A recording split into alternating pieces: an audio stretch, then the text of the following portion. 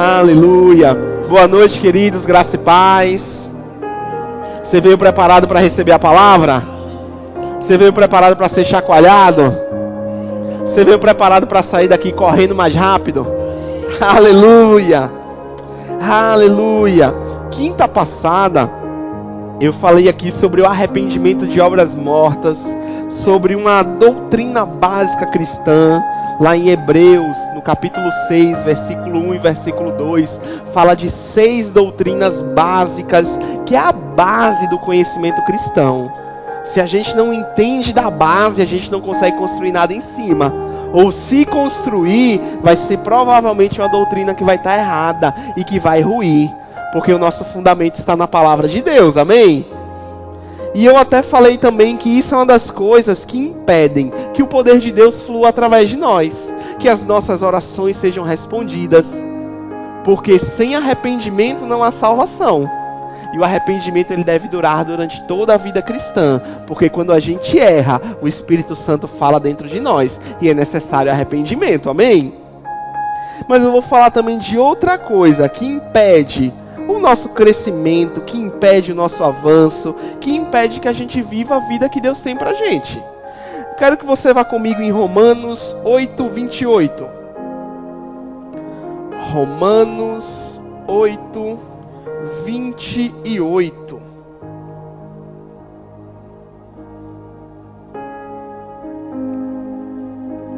É um texto que a maioria dos cristãos conhece muito bem, que fala desse texto, mas muitas vezes a gente só fala uma parte desse texto.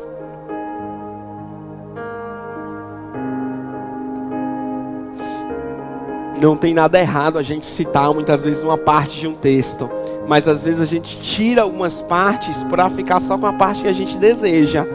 Mas a gente não pode só tirar o que deseja da Bíblia. A Bíblia é um alimento completo. A Bíblia vai ter alguns alimentos ali que a gente não gosta tanto. No meu caso, né, eu me lembro muito por exemplo, né, chuchu, radite, né? São comidas assim que pra mim, Peron, não tem muita graça. Mas se tá na mesa eu como, porque eu sei que aquilo faz bem pra mim. Quantas vezes lá em casa a gente faz chuchu, eu como. Vou dizer assim, vou fazer. Eu sei que tem gente, provavelmente pode ter gente aqui que olha assim, gosta do chuchu. Meu pastor mesmo, ele ama um chuchu. Já eu não sou tanto do chuchu. Mas por que eu faço lá em casa? Porque é necessário pra mim. É nutriente pra mim. Radite, eu não sou tão fã. Mas sempre que eu compro, ou sempre que tem na mesa, eu como. Porque aquilo faz bem pra mim. E a Bíblia é assim, gente. Vai ter coisas que muita gente vai ler e não vai gostar tanto, mas é para o nosso crescimento, amém? E Romanos 8, 28 diz assim, ó. Isso é uma introdução para você entender Romanos 8, 28.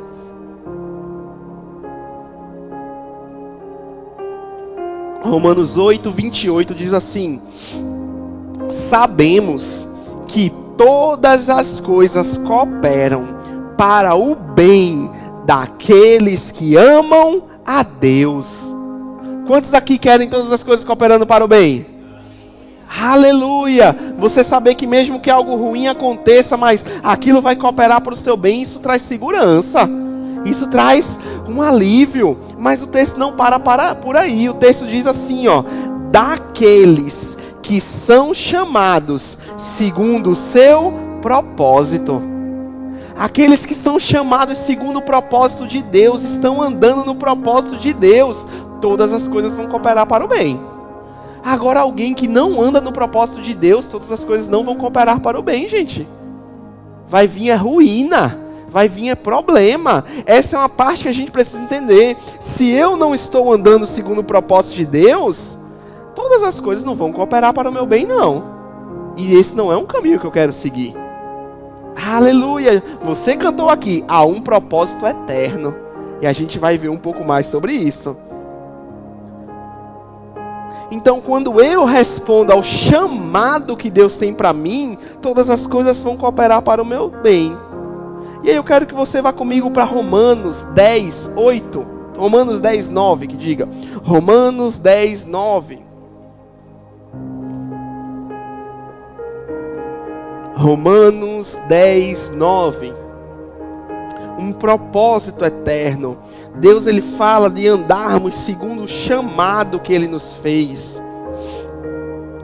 E Romanos 10, 8 diz assim, ó: se com a boca você confessar Jesus como Senhor e em seu coração crer que Deus o ressuscitou dentre os mortos, você será salvo. Porque com o coração se crê para a justiça e com a boca se confessa para a salvação. O versículo deixa muito claro, é boca e coração junto. Não é só coração, não é só eu creio no meu coração, lá no meu íntimo, e não preciso falar para ninguém, não. A Bíblia fala sobre boca e coração junto. A fé, ela age assim, a gente crê com o coração, mas a gente fala com a nossa boca. E aqui o que fala é se confessar Jesus como Senhor. Não é confessar Jesus como Salvador, gente. Muita gente diz, se você confessar Jesus como Salvador, você será salvo. Ei, é se confessar Ele como Senhor. Jesus só salva quem faz dele Senhor. E essa palavra Senhor, ela significa dono. Aquele a quem uma pessoa pertence, sobre o qual ele tem o poder de decisão. Ei, Jesus tem o poder de decisão sobre a sua vida? Se ele tem, ele é seu Senhor. Se ele não tem, desculpa te dizer, mas ele não é seu Senhor. Você pode achar que ele é um coleguinha, mas ele nunca vai ser seu coleguinha. Ou ele é o seu Senhor, ou ele não é nada. Aleluia! Existe um propósito para todo aquele que fez de Jesus o Senhor da sua vida, o dono da sua vida. Gente, aleluia. Pode ser que a gente esteja vivendo um cristianismo de mentirinha, fazendo de Deus o nosso coleguinha, para que a gente possa continuar vivendo no engano.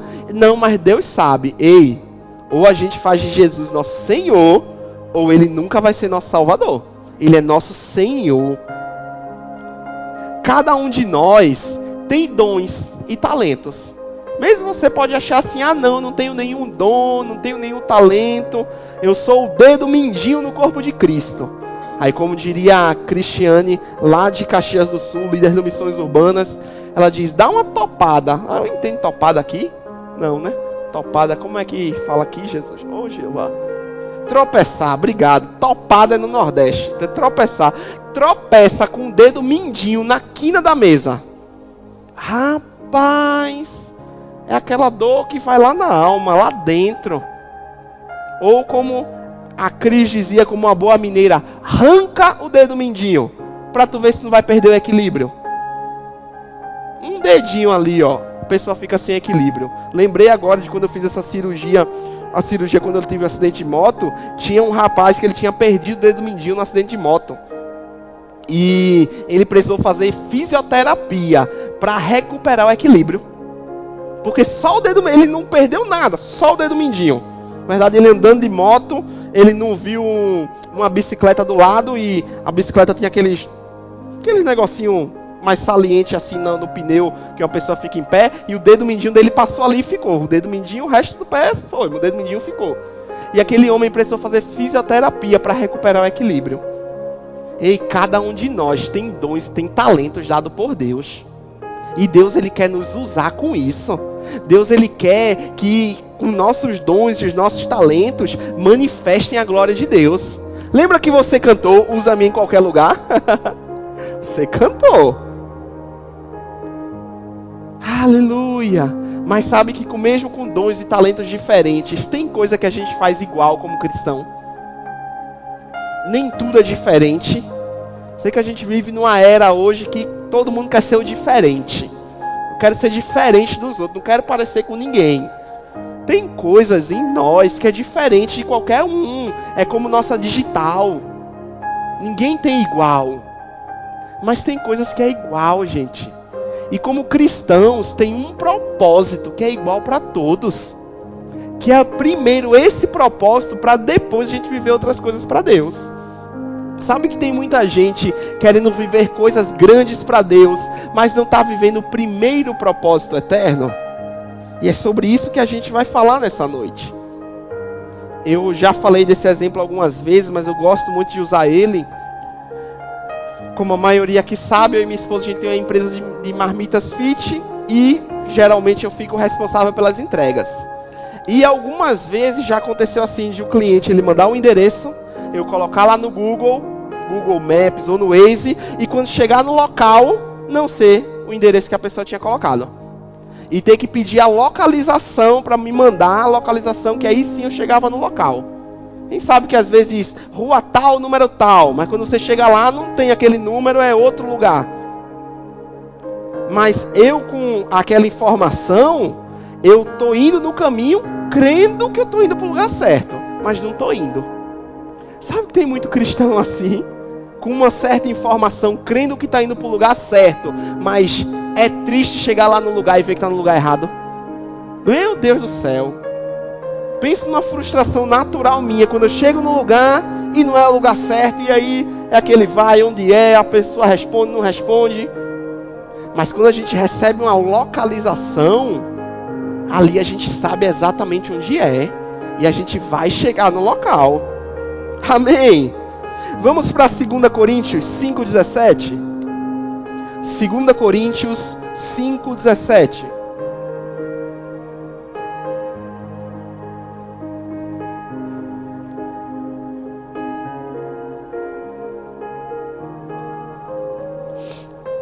Segunda Coríntios, capítulo 5, versículo 17, vai dizer assim, ó: se alguém está em Cristo, é uma nova criatura. As coisas antigas já passaram, e eis que se fizeram novas. Estar em Cristo é receber essa localização que vai nos levar para o lugar certo. Agora é estar nele, não é um dia ter feito parte de Cristo e depois não ter feito mais. É estar nesse lugar, é continuar nesse lugar. Estar em Cristo é uma nova criatura. As coisas antigas já passaram, e eis que se fizeram novas. A gente geralmente fala de um texto de Isaías, se eu não me engano é 43, 18 e 19, que Isaías vai dizer assim: esqueçam das coisas que passaram, eis que faço coisa nova, você não está vendo? Abrirei caminhos no ermo, e um caminho novo no deserto, caminhos no ermo, e farei rios em terra seca. 2 Coríntios está dizendo que a gente é uma nova criatura, é para a gente deixar para trás a criatura que passou. Como eu escutei um pregador falando esses dias, tem gente que é muito bom em dizer quem era antes de Jesus, mas e dizer quem você é hoje? Ah, eu era o pior dos piores, eu era isso, eu era aquilo. Tem gente que até se vangloria demais no que era. Mas e o que é hoje em Cristo? Nós sabemos quem somos em Cristo, gente. Aleluia! Sabia que nem todo que se diz cristão é uma nova criatura? Mas toda nova criatura é um cristão? Como assim? Eu nasci num lar cristão que não era praticante. E eu me dizia cristão, mas eu não era uma nova criatura. Eu era uma velha criatura que fazia um bocado de coisa errada. Não é só dizer, é ser. E eu creio que nessa noite a gente vai sair convicto de quem é em Cristo e fazendo o propósito eterno, amém? Aleluia. Aí o versículo 14, volta aí alguns versículos, ele vai falar melhor, o apóstolo Paulo vai falar mais sobre isso, sobre essa nova criatura. Diz assim, ó, 2 Coríntios 5,14.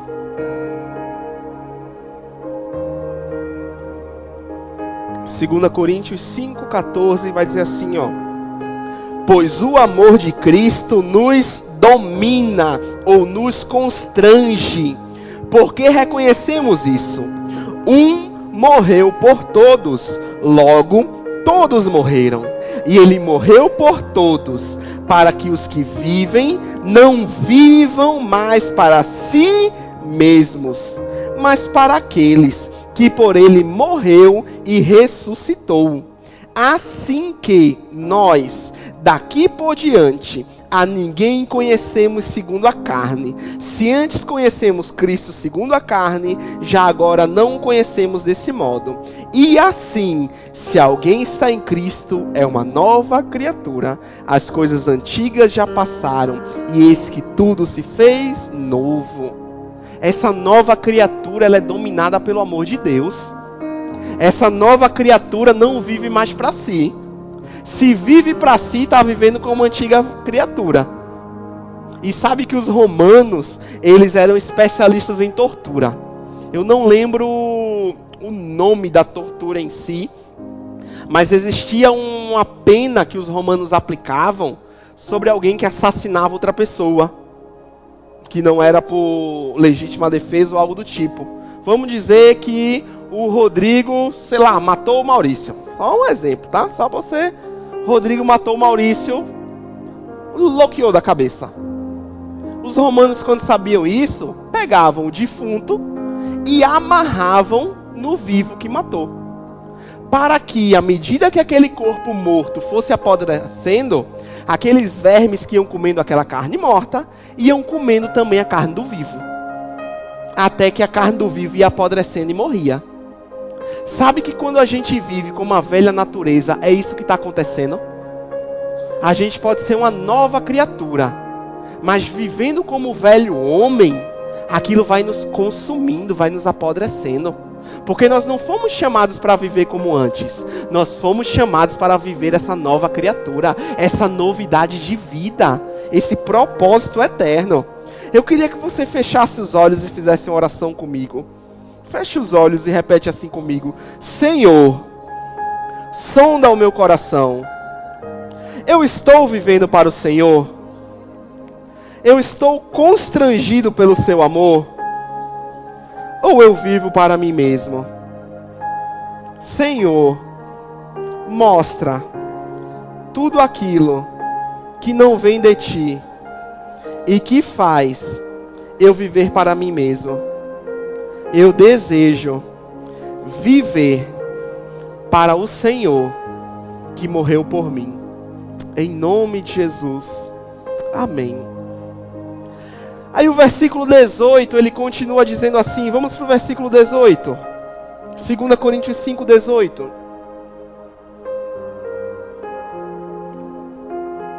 Diz assim: ora, tudo isso provém de Deus, que nos reconciliou consigo mesmo por meio de Cristo e nos deu o ministério da reconciliação. A saber que Deus estava em Cristo reconciliando o mundo, não levando em conta os pecados dos seres humanos e nos confiando a palavra da reconciliação. Portanto, somos embaixadores de Cristo, como se Deus exortasse por meio de nós. Em nome de Cristo, pois, pedimos que se reconciliem com Deus. A Bíblia fala que nós éramos inimigos de Deus, que nós estávamos afastados de Deus, mas que nós fomos aproximados de Deus, gente. Cristo nos aproximou de Deus, Cristo nos reconciliou com Deus. Mas ao ser reconciliado, Deus nos dá um ministério da reconciliação. Essa palavra ministério significa serviço, tá? Sei que às vezes a gente escuta assim, ministério, eu tenho um ministério. Nada mais, nada menos significa do que serviço. Ministério significa serviço. Ministro significa servo. Então, quando a gente diz ministério, é um serviço. E que serviço é esse? A reconciliação do mundo com Deus. Deus confiou às novas criaturas que entregaram a vida para Jesus o ministério da reconciliação. Existe um propósito eterno, gente, para cada um de nós sermos ministros da reconciliação. Nós cantamos assim, há um propósito eterno, te amar como a nenhum outro, e toda a terra saberá. Você está pronto para ser um ministro da reconciliação mais efetivo? Aleluia! Você vai entender que isso é para você. Porque eu, em determinado momento, eu dizia assim, não, esse negócio de ministério da reconciliação, de falar de Jesus para outra pessoa, isso é coisa de evangelista. Eu não sou evangelista, então eu não preciso fazer isso. Tudo que eu preciso fazer é o quê? Convidar as pessoas para a igreja. Só eu pensei assim. Mas aí a Bíblia não diz que é os evangelistas que têm o ministério da reconciliação. A Bíblia diz que é todo aquele que é nova criatura tem o ministério da reconciliação, exortando os outros, reconciliem-se com Deus. Isso é papel nosso, gente, de todo filho de Deus. Vamos lá para Atos 2:46, para você ver isso um pouco mais. Atos 2:46.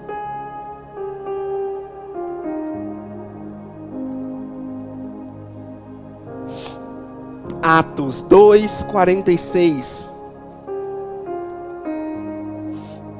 Um propósito eterno. Amei ter cantado essa música. Música da Laura Sougueles, muito bonita. Propósito, gente, fala de algo intencional. É diferente de eu viver assim, acordar hoje de manhã e seja o que Deus quiser. Propósito é, o que eu preciso fazer hoje? Hoje eu preciso ler minha Bíblia, ter meu momento devocional. Eu estou fazendo isso de propósito. Sabe quando a gente é criança, ou algum filho, algum sobrinho faz alguma coisa errada e diz assim, foi sem querer, não foi de propósito. Estava dizendo o quê? Não foi intencional. Mas existe um propósito para cada um de nós. E isso deve ser intencional nas nossas vidas, gente. Aleluia! Desculpa, Atos 2:46 diz assim, aqui falando da igreja primitiva, dos primeiros cristãos ali, logo quando Jesus foi assunto aos céus. Atos 2:46 diz assim, diariamente perseveravam unânimes no templo, partiam o pão de casa em casa e tomavam as suas refeições com alegria e singeleza de coração, louvando a Deus e contando com a simpatia de todo o povo. Enquanto isso, o Senhor acrescentava dia a dia os que iam sendo salvos. Qual é o plano de Deus? Que é dia a dia, todo dia tem alguém salvo, gente.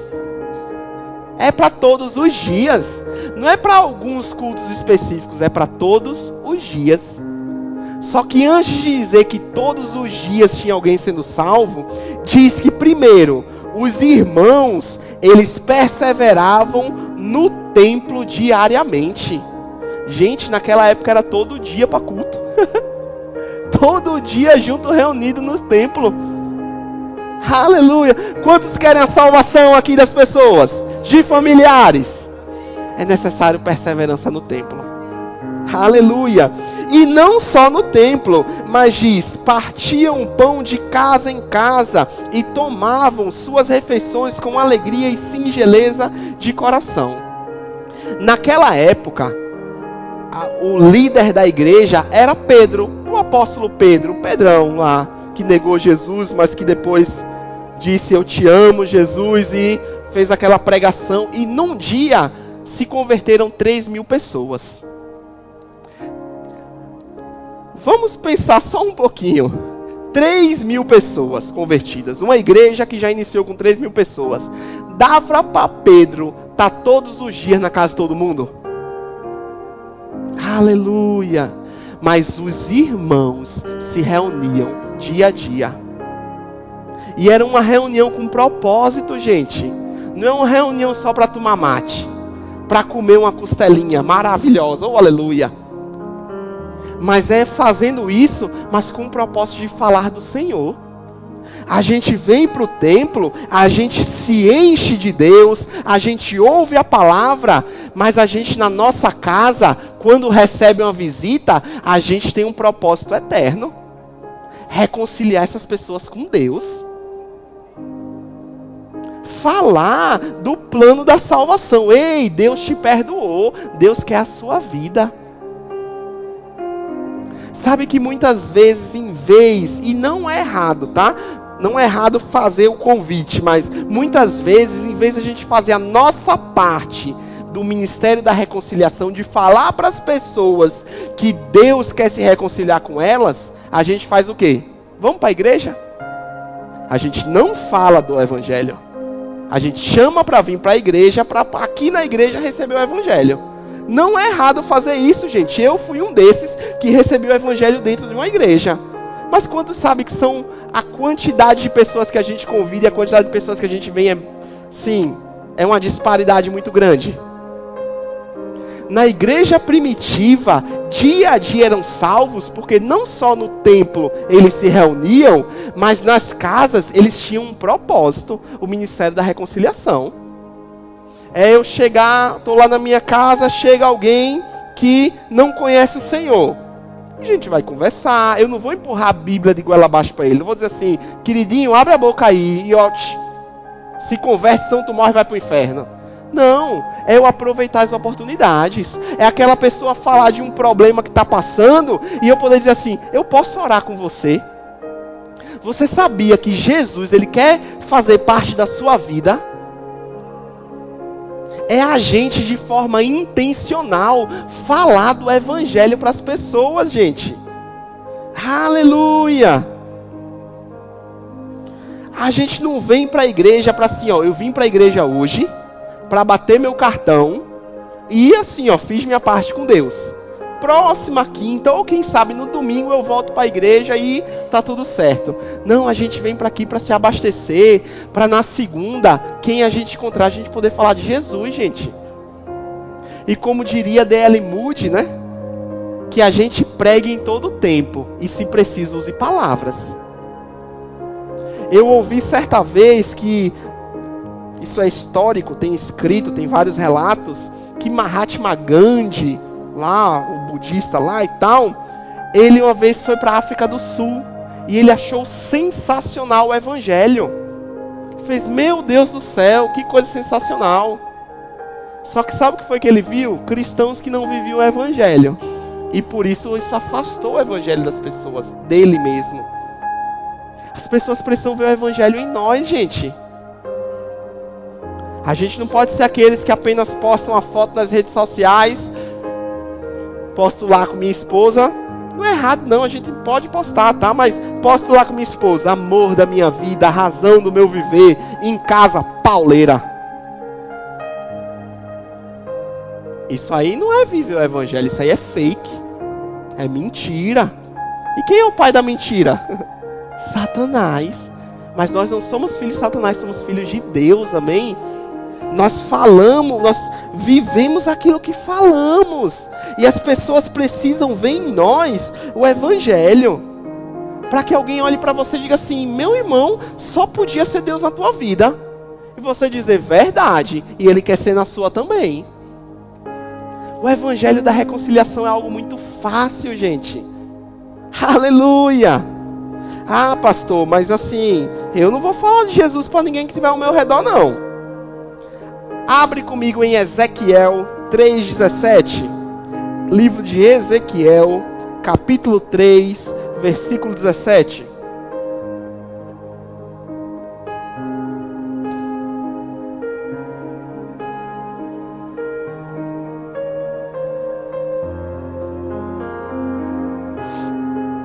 Ezequiel, capítulo 3, versículo 17. Aleluia!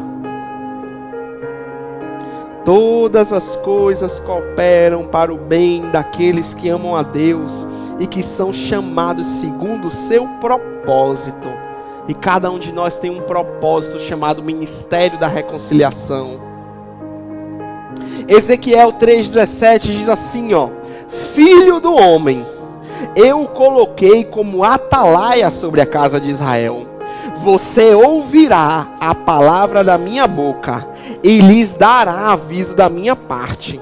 Quando eu disser ao ímpio, você certamente morrerá, e você não o avisar e nada disser para advertir do seu mau caminho, para lhe salvar a vida, esse ímpio morrerá na sua maldade.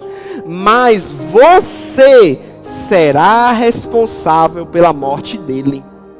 Mas se você avisar o ímpio e ele não se converter da sua maldade e do seu caminho mau, ele morrerá na sua maldade, mas você terá salvo a sua vida.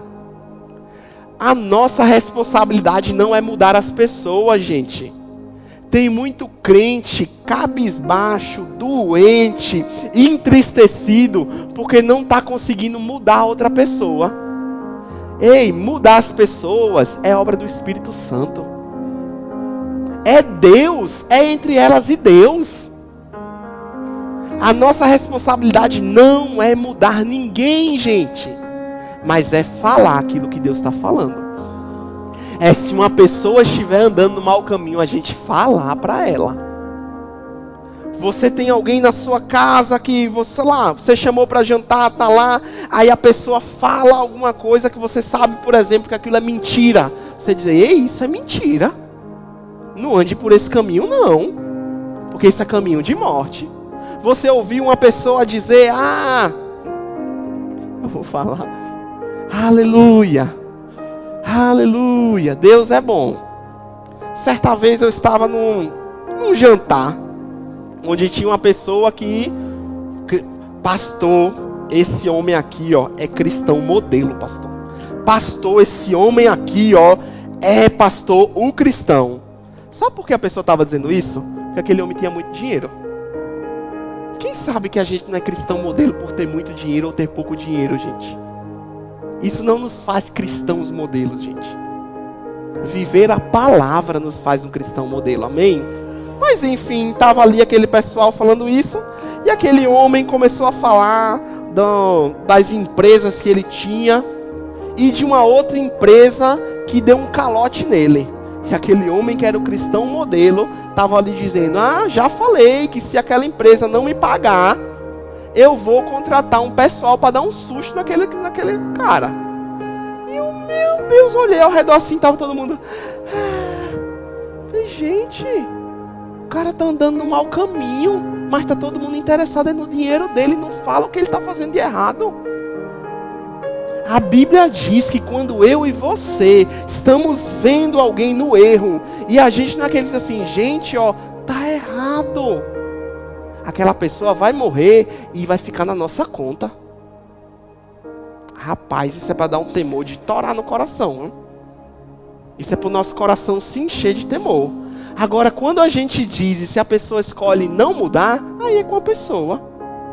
Mas aí a gente pega o exemplo de Nínive. Não sei se você já ouviu essa história, mas é que nós falamos, geralmente conta para as crianças, de Jonas, que entrou na boca da baleia e tudo mais. Deus fala para Jonas falar para uma nação ímpia, uma nação que a gente pode dizer como se fossem os terroristas de hoje, o Hezbollah, aquele povo lá que mata, se explode. Uma nação terrível. E Deus manda Jonas falar para aquela nação sobre o arrependimento. E Jonas fica irado, Jonas não quer. Jonas foge. E depois, quando ele vai e fala, ele não acredita que aquele povo vai se arrepender. E todo um povo se arrepende, gente. E não sofre o juízo de Deus por conta do arrependimento. A gente não pode achar que não vou falar isso não, porque essa pessoa não vai se converter mesmo. Essa pessoa não vai largar esses vícios mesmo? Será? Isso não é parte nossa, gente. Nossa parte é falar do amor de Deus pelas pessoas. Que Deus, Ele perdoou através de Cristo Jesus. E que Ele quer a reconciliação das pessoas com Deus. Cada um de nós foi chamado para esse propósito eterno. Para falar daquilo que Deus quer para cada pessoa. Pastor, não concordo. Vamos para mais um texto da Bíblia. 1 Coríntios 2:9. 1 Pedro 2:9.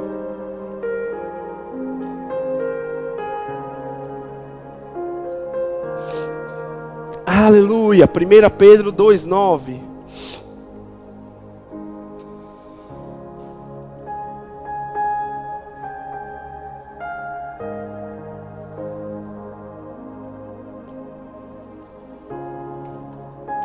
Primeira Pedro 2:9.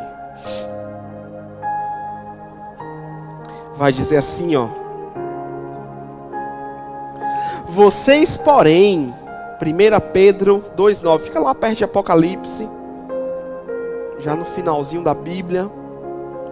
Primeira carta de Pedro 2,9. Vai dizer assim: vocês, porém, são geração eleita, são sacerdócio real, são nação santa, são o povo de propriedade exclusiva de Deus, a fim de proclamar as virtudes daquele que o chamou das trevas para a sua maravilhosa luz. Cada um de nós foi chamado para fazer isso, gente. Queria te perguntar qual foi a última vez que você falou da luz de Deus para alguém. Daquilo que Deus fez na sua vida para outra pessoa. Um colega de trabalho, no trânsito. Uma vez eu tive uma experiência maravilhosa lá em Bento Gonçalves. Estava parado no trânsito, sinal vermelho. Tinha um cara vendendo algumas coisas, não sei nem o que ele estava fazendo ali. Sei que ele estava com uma conversa torta lá com outro rapaz sobre mulher e tal. E ele olhava para mim, não, e eu lá. Rapaz, não acredito não que esse camarada tá me chamando para esse tipo de conversa não, né? Aí daqui a pouco ele chegou mais perto assim do carro e disse assim: rapaz, tô com uma dor de cabeça tão grande. Posso orar por você? Ele: pode. Aí eu orei para aquele homem, sinal vermelho.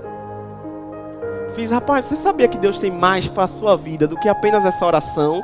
Ele deu aquela risadinha sem graça e disse: eu sou desviado. Fiz: vamos voltar para Jesus hoje? Vamos fazer essa oração? Aquele homem baixou a cabeça e disse: vamos. E ele voltou para Jesus ali no trânsito, gente. Porque o nosso chamado é reconciliar as pessoas com Deus. Ah, pastor, e depois? O que aconteceu com ele? Ei, aí está na mão de Deus, já não é responsabilidade minha não. O sangue daquele homem na minha mão não vai estar não. Vendia rancho em Caxias, ia de porta em porta. Quantas pessoas ganhei para Jesus entregando rancho? E era sempre aquela mesma história. Como eu já falei aqui, mas faz tempo. Um homem, a gente foi vender rancho para ele. Ele deu uma risadinha. Quase tive um infarto ontem no aniversário da minha filha. Rindo. Oxe, como assim, rapaz? Eu sofro de uma ansiedade tão grande. E ele mesmo disse: sofro de uma ansiedade tão grande, mas é engraçado, né? Eu não lembro exatamente, mas ele tinha menos de 50 anos. Eu não sei se era 47, 49. Vou dizer que é 49. Tenho 49 anos, já sou aposentado. Tenho casa própria paga, quitada. Carro próprio pago, quitado. Minha filha já fez faculdade. Mesmo assim eu sofro com ansiedade terrível, ontem eu quase morro. Meu Deus do céu. Aparentemente, naturalmente, estava com tudo bem. 49 anos, aposentado, tudo pago, recebendo um bom salário. Mas o que é que aquela pessoa não tinha? Não tinha Jesus, gente. E ali vendendo rancho, eu e o rapaz que trabalhava comigo, a gente disse assim: rapaz, Jesus não tem isso para você não. Jesus quer mudar a sua vida. Vamos fazer uma oração de entrega agora? Ele, peraí, foi buscar a mulher dele. A mulher dele veio, o rapaz, devia ter uns 15 demônios ali. Tão curvada, e aquela mulher com a cara de opressa, estava dopada de remédio por conta de depressão. A gente fez a oração com eles. Na outra semana, quando o rapaz foi lá receber o dinheiro do rancho, disse assim: Peron, aquele casal está com outra face. Eles estão indo numa igreja ali próximo da casa deles, estão tendo a vida transformada. O ministério da reconciliação, gente, entenda isso, pelo amor de Deus. Você deve fazer isso. Você deve convidar a gente para a igreja, deve. Mas ministério da reconciliação não é chamar a gente e convidar a gente para a igreja. É apresentar o plano da salvação onde for. Sabia que uma pessoa que você ganha para Jesus na sua casa, é muito mais fácil ela vir para a igreja depois disso? Ela vai ser transformada, ela recebeu Jesus e ela entende. É algo dentro dela, diz assim: eu preciso ir para a igreja. E ela acaba indo mais fácil, sendo transformada. O ministério da reconciliação, aquele que nos chamou para proclamar as virtudes. Ei, Deus tem feito algo bom por você. O que é que o homem ser humano, geralmente faz? foca naquilo que está ruim, que não está acontecendo. E o que é que Deus nos manda fazer? Veja o que eu estou fazendo e fale disso. Fale das maravilhas que eu tenho feito ao seu respeito. Fale daquilo que eu já fiz por você. É isso que Deus nos chama para fazer, gente. Falar das virtudes dele. Ele nos tirou das trevas. Amém. Marcos 16:15, vamos lá.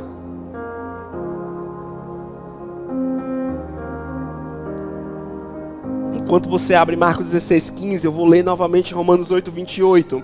Sabemos que todas as coisas cooperam para o bem daqueles que amam a Deus, daqueles que são chamados segundo o seu propósito. E Marcos 16:15 vai dizer assim: e disse-lhes: vão por todo o mundo e preguem o evangelho a toda criatura. Jesus falou isso para quem? Para os seus discípulos, para os cristãos. Eu gosto da versão King James, que diz assim, ó: enquanto estiverem indo, proclamem o evangelho. Sabe o que é enquanto estiver indo? Enquanto estiver indo para o trabalho, enquanto estiver indo no mercado, enquanto estiver lá no trabalho, na faculdade, na academia, sei lá onde, pregue o evangelho. Fale do amor de Deus. Eu acredito que você não está satisfeito com a nossa sociedade hoje, né? Acredito que não. Com tanta prostituição, promiscuidade. Sabe qual é a solução para isso? O evangelho. Porque só vai haver mudança com o evangelho, gente. Pode assumir o melhor líder para a nação, o melhor presidente, melhor governador, mas isso não vai mudar a nação não, gente.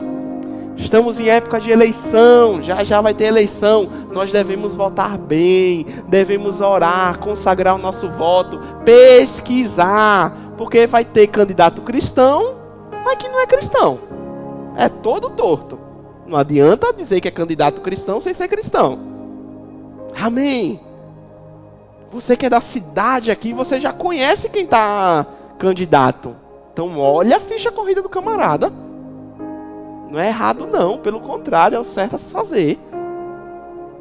Mas independente de quem assuma, não é simplesmente a pessoa assumir e vai dar tudo pra gente não, gente. É o evangelho que gera transformação. É o evangelho que gera mudança, gente. E o evangelho foi confiado a quem? A mim e a você. Proclame o evangelho por onde estiver indo.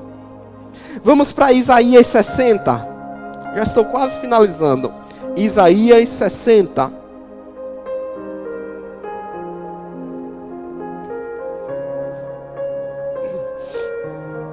Isaías 61. Aleluia. Todas as coisas vão cooperar para o bem daqueles que andam segundo o propósito.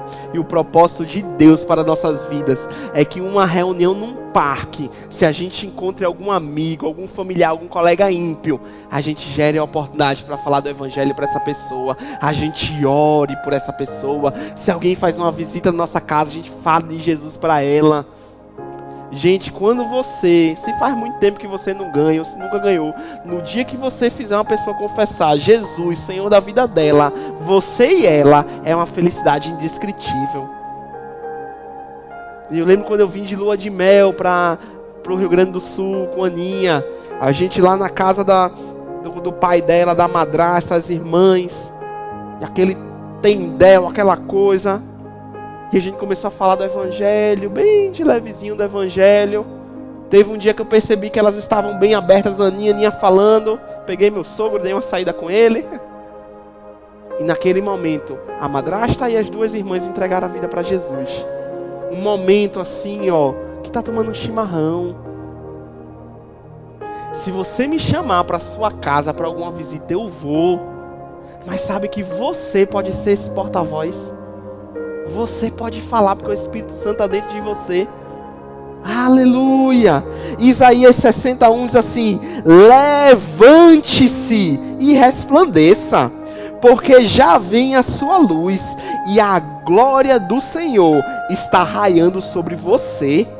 Porque eis que as trevas cobrem a terra e a escuridão envolvem os povos, mas sobre você aparecerá resplandecente o Senhor, e a sua glória já está brilhando sobre você. O mundo pode estar em trevas, gente, mas a gente não vai ficar falando das trevas, não. A gente vai estar falando da luz. A gente vai estar falando do Evangelho. A gente vai estar falando do poder de Deus. Uma pessoa vai chegar para você, porque meu filho drogado, meu filho isso, meu filho aquilo. Você vai dizer, vamos orar? Vem cá, vamos orar pelo seu filho. Junta aqui, vamos orar. E você ora fervorosamente. Não é orar fervorosamente, entenda, tá, gente? Orar fervorosamente não é, vai, o filho. Pode ser que você ore assim, não tem problema. Mas é você orar com o seu coração, crendo naquilo que você está orando. Não é orar, Senhor, quem sabe, né? Não, ore, Senhor, estamos intercedendo por essa vida. A Bíblia diz que a oração de um justo pode muito em seu efeito. Deixa eu te dar uma dica, orou com ela por isso, e assim, mas deixa eu dizer uma coisa, Deus está interessado na tua vida também. Vamos entregar a vida para Jesus aqui? É fácil, gente. O que é que precisa? De uma disposição nossa em fazer. Da gente renovar a nossa mente. Eu sei que para mim isso demorou alguns anos, eu como novo convertido, para entender que eu podia fazer isso. Porque eu me achava incapaz. Eu comecei a fazer isso, não foi depois que virei pastor não, tá? Muito antes. Porque isso faz parte de quem a gente é. A gente é filho de Deus, a gente é nova criatura. Romanos 1,16, vamos lá. Romanos 1,16.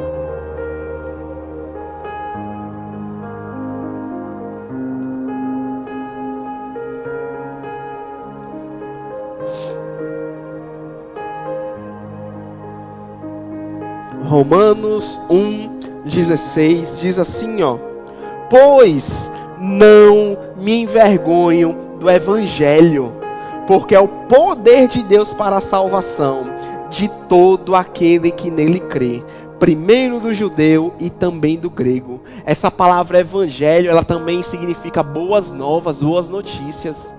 Qual Evangelho a gente está pregando para as pessoas? As boas notícias da reconciliação? Como a gente viu lá em Ezequiel, a gente deve sim mostrar, você está vivendo errado assim. Mas a gente deve dizer, você está vivendo errado assim, mas Deus tem uma forma melhor de viver. Você trazer a solução para o problema.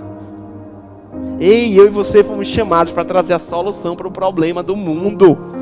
Jesus, o amor de Deus. Aleluia. 2 Timóteo 1. E a gente vai finalizar nesse livro de 2 Timóteo. 2 Timóteo 1:1. Eu vou ler só esse versículo na versão NVT. 2 Timóteo 1:1.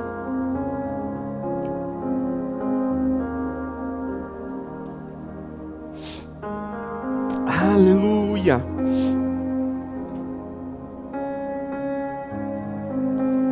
Segunda Timóteo, capítulo 1. Versículo 1.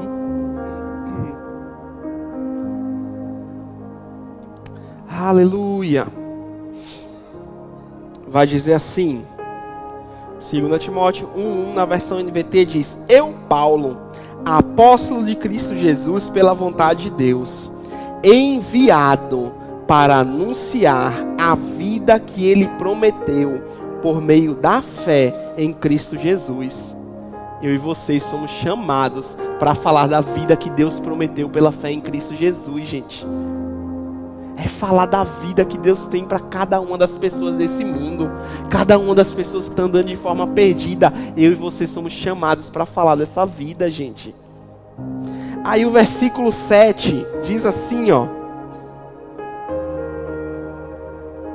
Porque Deus não nos deu espírito de covardia ou de medo, mas de poder, de amor e de moderação.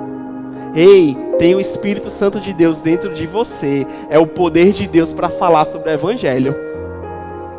Mesmo quando você sinta assim, meu Deus, que vergonha de falar. Lembra, ei, Deus não me deu um espírito de vergonha, mas de poder. Eu vou falar do amor das pessoas. Deus vai me usar. Se deixe ser usado por Deus. Amém. 2 Timóteo 2, 23.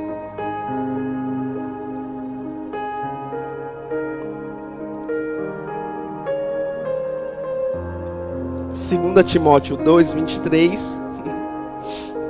Vai dizer assim, ó. Evite as discussões insensatas e absurdas, pois você sabe que elas só provocam briga.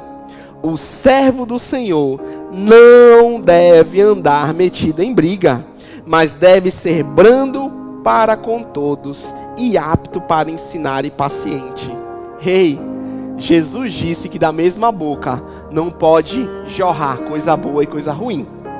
Água doce e água amarga. Eu e você somos chamados para falar do Evangelho. Se a gente vive falando de briga e confusão, a gente nunca vai ganhar as pessoas. Sabe que eu tenho um amigo que, graças a Deus, ele voltou para o Evangelho, mas ele fez o rema e tal, e toda oportunidade que ele tinha é para ficar debatendo teologia com os outros crentes. Mas não era, olha isso aqui, não, era, tu crê assim? Não, mas eu creio assim. Não, isso aqui, mas e os dinossauros? E os ET? Eu disse assim, pelo amor de Deus, fulano, que a Bíblia tem tanta coisa escrita pra gente aprender, pra que eu vou ficar atrás de ET e de dinossauro? Aquilo que não tem na Bíblia, deixa pra lá, vamos ficar o que a Bíblia tem. Mas essa pessoa, ela se envolvia tanto nisso, que se desviou, gente. Briga e confusão acabou fazendo o quê? O casamento dessa pessoa acabou. Graças a Deus, foi uma misericórdia de Deus, a ação de Deus, aquela pessoa se arrependeu e hoje voltaram ao casamento, voltou para a igreja e está servindo a Deus novamente. Mas um servo do Senhor não é chamado para ficar em discussão insensata, em briga, mas falar do amor de Deus. Se uma pessoa crê diferente de você, diz assim, meu irmão, tudo bem você crer dessa forma. Crê em Jesus? Estamos crendo no mesmo Salvador? Ache um ponto comum. Não fique discutindo, debatendo. O que o apóstolo Paulo está dizendo aqui em Timóteo são de pessoas que querem debater assuntos que nem entendem. Eu e você não somos assim. A gente entende que a gente foi amado por Deus, que Deus tem cuidado de nós, e Ele confiou a cada um de nós o ministério da reconciliação. E para finalizar, 2 Timóteo 4, 6. Aleluia!